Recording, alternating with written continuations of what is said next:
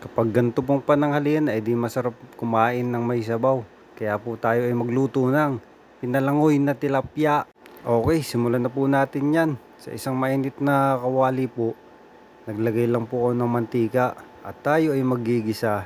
Unahin po natin ang luya, sibuyas, bawang, kamatis, patis o fish sauce, pamintang durog.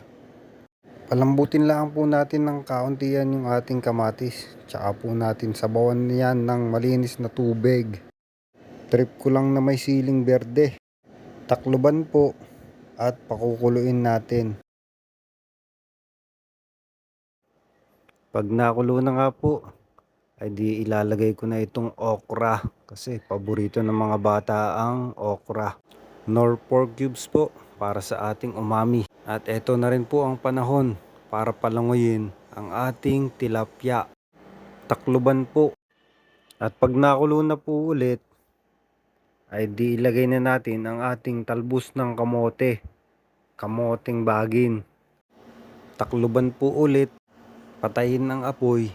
At pagkaraan ng ilang minuto, ay okay na po yan. Kaya po tayo ay sumandok na. At tayo ay kakain na. Eto na po ang ating pinalangoy na tilapia. Okay, kainan na po.